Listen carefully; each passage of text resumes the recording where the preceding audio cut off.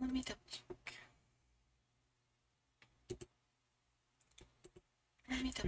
Before we start, a quick note. These lives are basically long-form recordings. Before we start, so I don't check chat much while I'm in. These lives are basically long-form recordings. I'll go through everything first, and then I'll open up for questions at the end. These lives are basically long-form recordings. I'll go through everything first, and then I'll open up for questions at the end. These lives are basically long-form recordings. I'll go through everything first, and then I'll open up for questions at the end. These lives are basically long-form recordings. It doesn't matter if you're starting, and then I'll open up for questions at the end. These lives are basically long-form recordings. It doesn't matter if you're starting. They'll check the spiral. These lines are basically long. It doesn't matter someone who's starting. They'll check the spiral. These lines are basically long. It doesn't matter someone who's starting. They'll check the spiral. These lines are basically long. It doesn't matter someone who's starting. They'll check the spiral. These lines are basically long. It doesn't matter someone who's starting.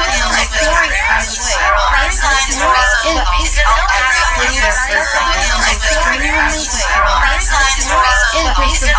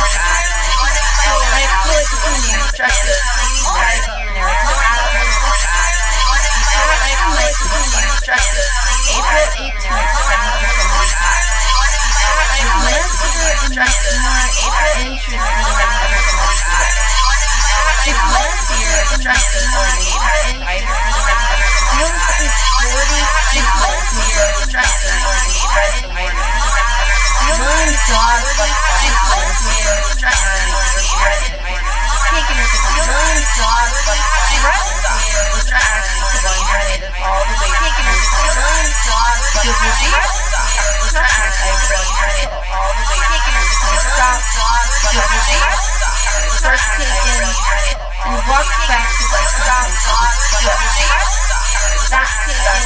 Heroic. Walk back to the stop.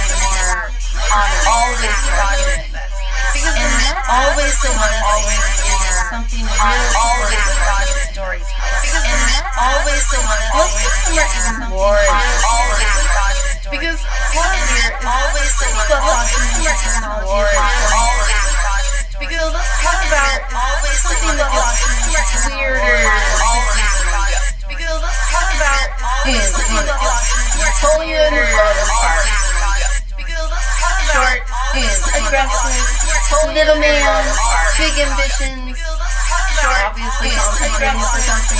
Little man, big ambitions. We were taught short, obviously aggressive for something. Except little man, big ambitions. We were taught short. Napoleon was aggressive for something. Except little man, big ambitions. or above average for a French man. He was average. The short Napoleon thing average for a French man. What is the most brilliant thing average? Propaganda against brilliant things because Florence is manufactured by caricaturists. Brilliant things. He drew him as a tiny manufactured by caricaturists. Brilliant things. He drew him and it works manufactured by caricaturists. Like, so well, the drew him and it works 200 years later. It's the first thing with most people. So well, the drew him and it works 200 years later. The unicorn version just that makes it work. There's sorry. Okay, come on. Napoleon reported French humans start around 5 foot. Okay, come on. But the French Napoleon reported was longer than start around 5 foot. Okay, come on. But the French translated our conversion suddenly dramatically shorter on the translated our conversion suddenly dramatically shorter because it's already confirmed what people already believe. Because it's how computers already because it doesn't manufacture things from nothing. It just latches on to the errors that it doesn't manufacture things from nothing. It just latches on to the errors that it doesn't manufacture the Neapolitan. It just latches on to the errors that it tells you something about how power and threat will interact. His enemies will be small about how power and threat making you physically competitive. So the way of competing, making you physically competitive. So the way of competing, basically giving people something to laugh at instead of so the myth basically giving serves an emotional laugh at instead of it makes you feel better about the fact that this man serves an emotional laugh at. It makes you feel better about the fact that when you write a villain or historical creature, it makes you feel better about the fact that when you write a villain or historical creature, it makes you what stories those and other characters villain or historical creature, it makes you what other characters tell about but the stories diminish, what other exaggerate, what needed to be true for the diminished time, what other exaggerate people telling the story what is okay about the situation diminished time, what other is that people telling the story what is the most underused tool in fiction is that people telling the story what is okay, so we've spent the past for a little bit. Let me bring this a little bit forward in time if I don't want this to just be a history. Let me bring this a little bit forward in time. This is after all supposed to be about how history becomes a story and why writers are all treat historical records and instead why writers are all settled and instead why writers are all the best grand possibly find a story. And instead, the things nobody tells us, and I mean nobody. And at least how to write historical conversations online. And Aaron, how to write historical is it the most valuable thing you can take from history isn't is it it's the mythology thing you can take from history the moment when events stop being events all start becoming legends. The moment when events stop being events all start that's where you can see the culture needs to believe itself. That's where you can see the culture needs to believe itself. The Salem witch trials.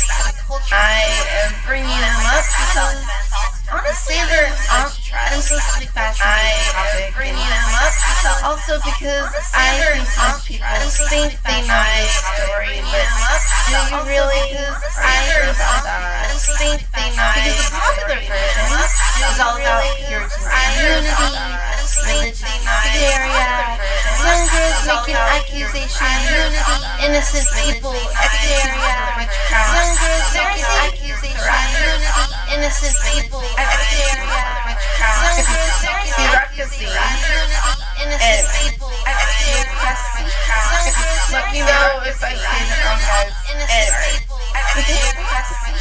run amok, and that's all true. But the popular version tends to skip the part where the myth also meaningfully about land, specific land between specific families in a specific part of the land that had ongoing boundaries, specific part of the land. All of a sudden, it's not about the boundaries. It's more like HOA drama with exteriors. Don't get it. Don't get HOA drama with exteriors. Don't get it. Don't get it. So when you map users and exteriors onto geographic and economic maps, so when you map time, you find very interesting maps. So when you map, see the users and the geographic do not very interesting maps. They would cluster along the fault lines of an existing conflict about whether Salem should become its own township conflict, and also about whether Salem should become its own would control access to the trade routes and commerce. The witchcraft accusations cross almost exactly along those witchcraft accusations, and this was suspicious to mention Buzzsprout. It most certainly was. The thing is, both things are true simultaneously. But the first thing is, both scribes are observed in popular culture, kept the religion and quietly dropped the land because religious hysteria makes the lessons makes the bad guys obviously more bad. And the victims obviously makes the bad guys complicated communities and the victim realize, however, makes the bad guys complicated communities.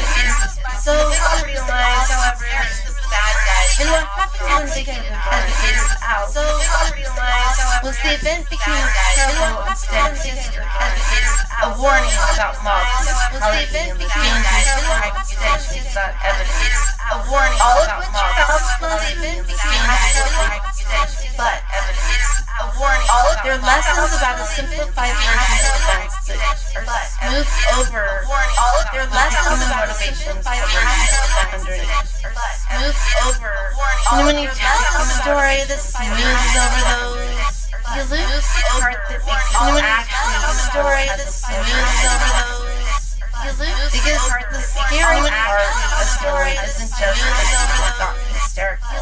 Because it's the fear that are already hostile. It's the hysteria.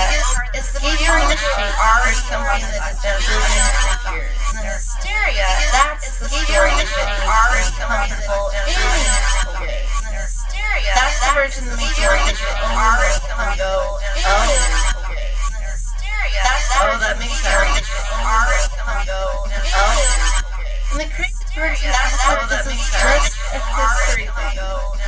It's not. And to this day, this is just everything that's viral, every villain of the week, every story, every main character, we do the exact same thing. We're not asking, is it true? We do the exact same thing. Does it make this narrative sense? Is it true? We do the exact same thing. Does it make this narrative sense? Is it true? Here's something I wonder. Does it make this narrative sense? Most historical myths don't get created by people who are consciously lying. They get created by people who are genuinely trying to make sense of something, using the narrative tools available to them at the time to make sense of something. The Dark Ages are a perfect example of this. The idea that Europe between are a perfect example of this.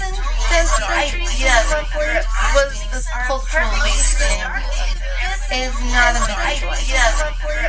Medieval people really think that they were living through dark is not a major choice. That framing was invented by they were living through dark. We needed to construct that contrast in order to make our own limit bill. You need to construct that contrast in order. See, if you want to position yourself as the dawn, the new light, then you need to be rising from self-dark, right? So they look back at the centuries between. You need to be rising from self-dark, right? So they decided to retroactively use it as a period of not much happened. Decided to retroactively use the problem of that. Not much happened. Sadly inaccurate. Because European scholars was contracting sadly inaccurate scholarship was contracting European scholars. The Islamic Golden Age was in full swing. The House of Muslim in Baghdad was doing mathematics, astronomy, medicine, philosophy. The House of Muslim in Baghdad was doing mathematics, astronomy, medicine, philosophy. The Byzantine Empire had a continuous stream of art, literature, law. The Byzantine Empire had a Vikings trading networks were more sophisticated than most empire had a guess. Even Irish monks more sophisticated than most classical text would have been lost anywhere. Even Irish none of this was darkness. Classical text. It was just not the story Renaissance. None of this Italians needed to tell. It was just about the not the story Renaissance. So they called it dark and moved on. It was just we've been living with that ever. So they called it dark and moved on. So as creators, we've been living with that ever. So they called it dark. Well, so as creators, we stop trusting any historical label that was invented by a different man. We stop trusting any historical the Dark Ages, the Age of Exploration, the Wild West, the Dark Ages, one of those framing decision. The Wild West, not a description. The Dark Ages, one of those framing decisions made by people with agenda. It always has been Dark Ages. See, when you look at the Wild West, for example, with the murder rates in most cattle clearings, see, when you look at actually not remarkable hypothesis of cattle clearings, Dodge City, Kansas, for example, one of the mythological Dodge City, Kansas, for example, one of the mythological places in American frontier history. Strict guys or American frontier history. Less than 2 homicides a year during its most violent period. Oh yes, Wild West a year during its most violent. See the violence that gets emphasized in the Wild West later on in the film. See the violence always the dramatic Wild West, not later on in the film. But see the violence pure lawlessness and narrative not later on. It's very specific. See the violence pure lawlessness is justified intervention. It's very specific. It made the transformation. It's justified that land into private property even. It made the transformation more inevitable that land into private property to rationalize as it rationalized more inevitable that displacement of indigenous rationalize as it rationalized more inevitable that displacement of indigenous told just to justify things that already happened. That's one core function of the myth. That already happened. And if you're writing anything set in a real historical period or anything that draws on mythology, and if you're writing anything set in a real historical, you're not asking or anything needed the story to be true. You're writing anything and why. You're not asking. You're going to end up accidentally laundering someone else's propaganda through your fiction. You're going to end up not on purpose, just by osmosis, because the propaganda won. Not on purpose, in the water, just by osmosis, because the propaganda won. Not on purpose, in the water, just by osmosis, because the propaganda won. Not on purpose, in the water, just by osmosis, because the propaganda won. Not on purpose, in the water, just by osmosis, because the propaganda won. Not on purpose, in the water, just by osmosis, because the propaganda won. Not on purpose, in the water, just by osmosis. Because think about how that works in a narrative context. You can give your readers information about how that works in a narrative context. The record. You can give your readers also show how that works in a narrative context. The record. You can give your readers what the other characters say about that particular person. And when those are intentions other characters say about that the myth, and when the myth is visibly protecting someone from having to deal with the truth, that's where drama is visibly protecting the whole story engine right there. Running on the gap between what is here people whole story engine right there. Running on the gap for a second because it's a little insufferable right there. And I think it's supposed to running on the gap for a second because people to this day, influencers, politicians, narratives from the internet, they tend to narratives from the internet, they tend to anyway, they tend to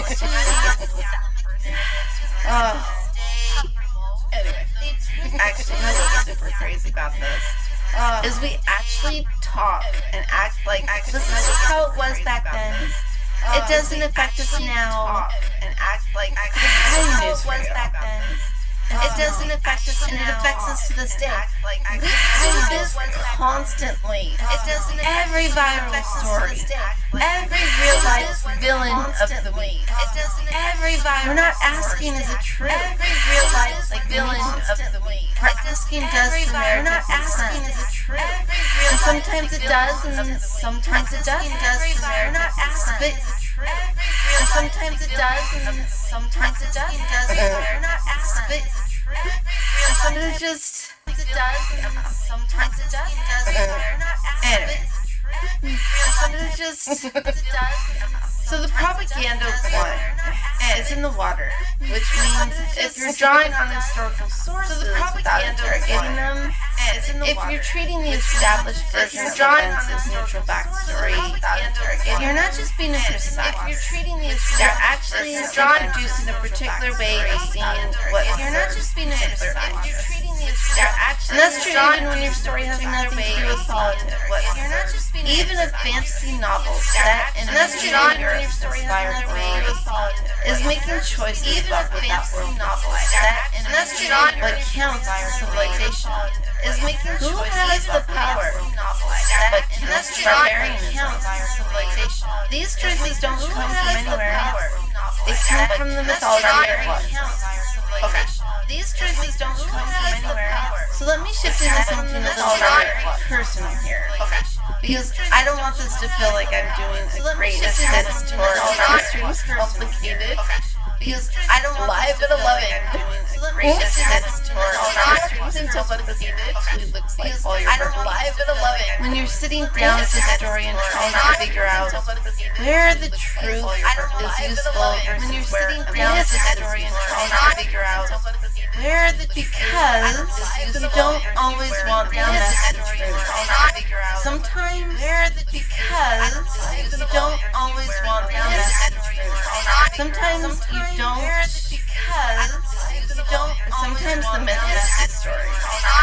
Sometimes you're specifically right about why people believe that they believe in the accuracy is almost sight about why people see the myth they believe in the myth accuracy is almost. Think about the Arthurian legend. We know as well as we don't know anything about 5th century Britain that Arthur we know as well as we don't know anything about 5th century Britain that Arthur we know as well. He was probably a British commander, a war leader, maybe Romano-British. He was not a medieval king with a castle and a round table and knights and plates of armor. He was not. The whole architecture and chivalric world of Arthurian legend was actually retrofitted with the stories by medieval writers working centuries later, who were projecting their own ideals of culture into the mythical past. Mallory's remote theology was written in the 1480s, and it describes a world that is projecting their own ideals. Was written actually describing aesthetics that were contemporary to knowledge. That's not an describing aesthetics. That's the text being honest about what it actually was. Not a historical record, but the text being honest about what it actually was. See, medieval writers use author as a way to articulate what they wish their present looked like.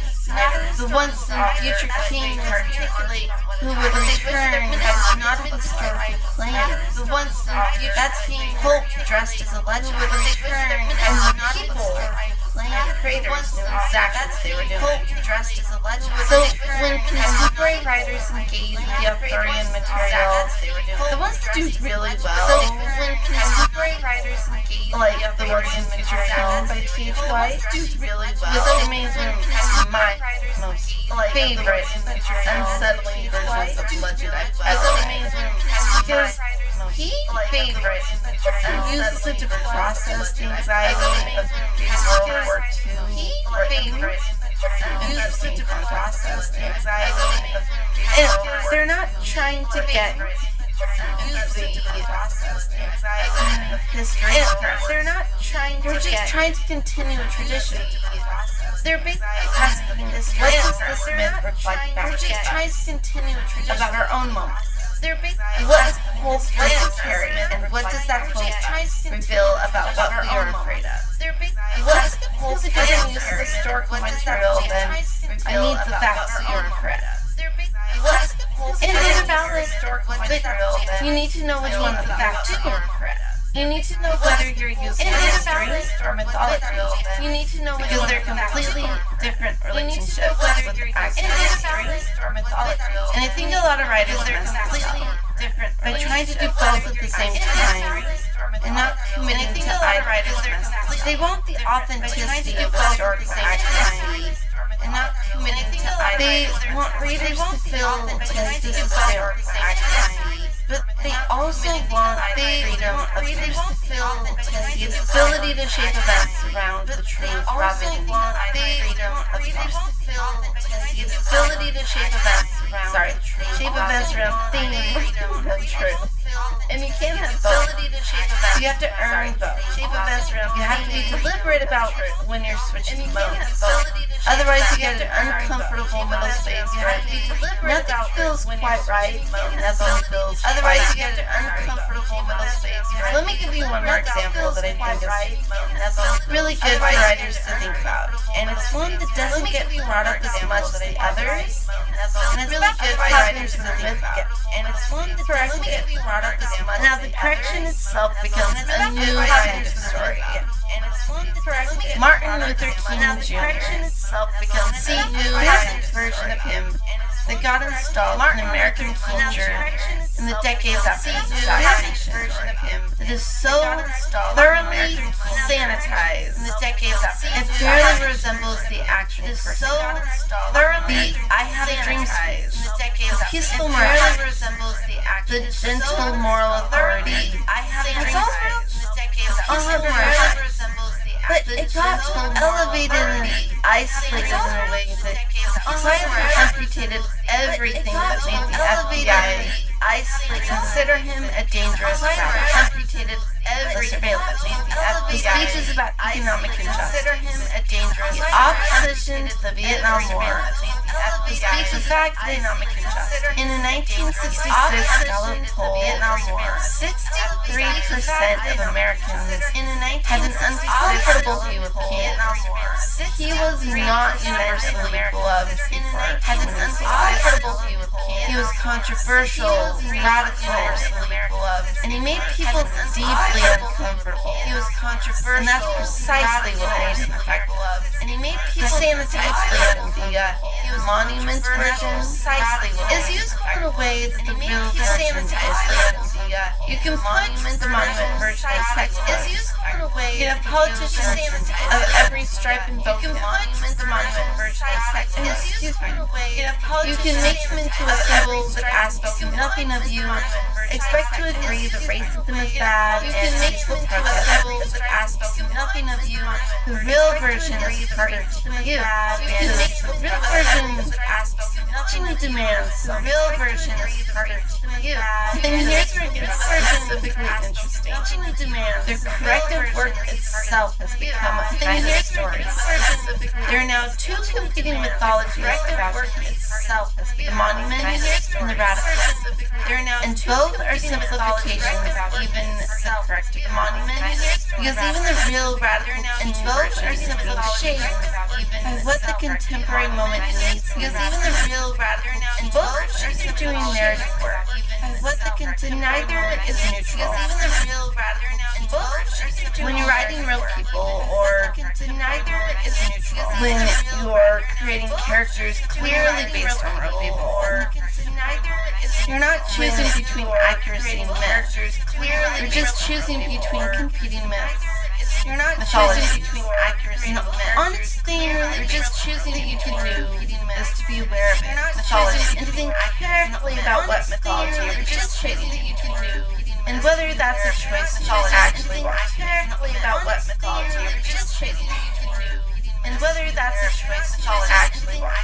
So, the reach this matters for creators, and whether that's specifically is that understanding how collective memory works gives you directive insight into how your stories will be received and remembered.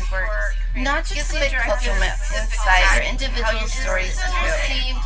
And remembering readers don't remember stories the way you wrote them. They remember a version that got filtered through their own existing narrative stories the way you wrote them. They'll remember the moments that confirm something they already believed. They'll smooth over things that were genuinely comforting. They'll often remember a character doing something over things that were actually because often their logic predicted that actually something because it's not readers being logic it's just not memory works. It's constructed, not archived. We don't retrieve information like files. It's unlike my boyfriend. We reconstruct it every time using whatever building materials we have. Which means a story that's designed around using whatever actually reconstruct narrative, which means that gives them structure and that puts the emotional weight in the right place.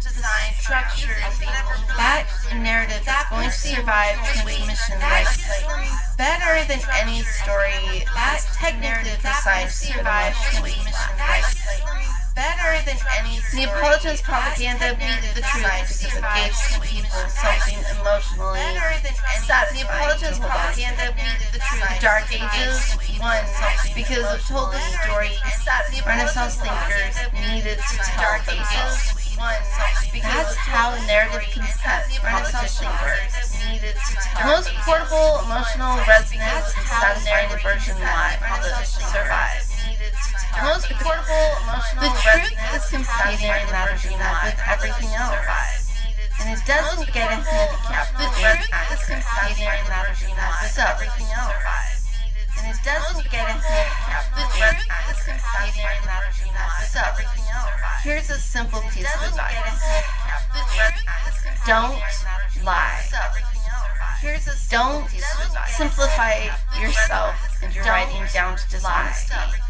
Because when you stop treating accuracy as a virtue, that will protect your own story on its own accuracy as a virtue. You start thinking about how your story is going to survive being remembered.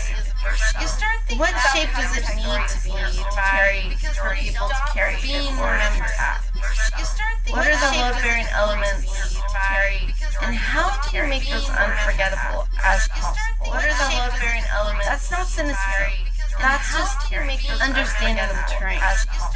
What are the load-bearing elements? That's not cynicism. And actually, understanding the terrain. Honestly, the fact that history is this malleable is the most liberating thing I know for writers and creators all around the world. Because if the official version is always the narrative choice all writers all around the world, then you're not defacing anything sacred when you go in and fill in the gap and tell your version of what happened there. You're participating in this ancient tradition of filming what happened there. The mythologers mythologizers who came before you didn't have better access to truth. They just had better narrative instincts, political power, or better access to truth. You have your own instinct, better and your own perspective, and the gap is still there. Full of things that got edited out because they didn't tell the story somebody wanted to tell. That's your material. All of it tells the story. The messier truth, the better. The more complicated the mythology, the better. The version that serves someone else's agenda. The corrective that turned into its version that serves someone else's agenda. You get to pick up the pieces someone else left behind and figure out what story they want to become. And figure out the best historical storytelling I've ever encountered, though, is almost never about what happened. It's about the distance between what happened and what people needed to do. That gap isn't a historical figure. What happened? It's a human condition in a very specific way. And when you write from that gap, you're not writing specific. You're writing about how people survive reality by turning it into a story, which incidentally is also what you do every time you turn it into a story. Which impulse to turn Paul Revere into a lone writer, made the poem small. It made the Dark Ages dark. That's the same impulse that makes you want to reach the narrative in your own life gets overwhelmed. That's the same, it's not a flaw. That is the core feature of your own life. All this results. It's not a flaw. So when history tells you a true story, go find some myths. So when a myth feels load-bearing, tells you it comes to build. Go find some myths. So when a myth feels load-bearing, tells you it comes to build. Well-worn smoothness. That means it's been handled by a lot of people over a long time. That's not polish. That's the evidence of editing. That's not polish. Find the evidence. That's where your story is. That's not polish. Alright. That's where your story is. Well, now we come to the end of it. Thank you guys for joining. I look forward to seeing what you guys what your thoughts and questions or disagreements are down in the comments below. And if you're working on something and you're stuck on this problem or any other, and you want, or you just want a second set of eyes on them, I do offer direct feedback and editing in my little tree below. And I also have books down there. They're short, they're $5, and they exist. And also, this is WriteSparky, and I will see you in the next video. And also, this is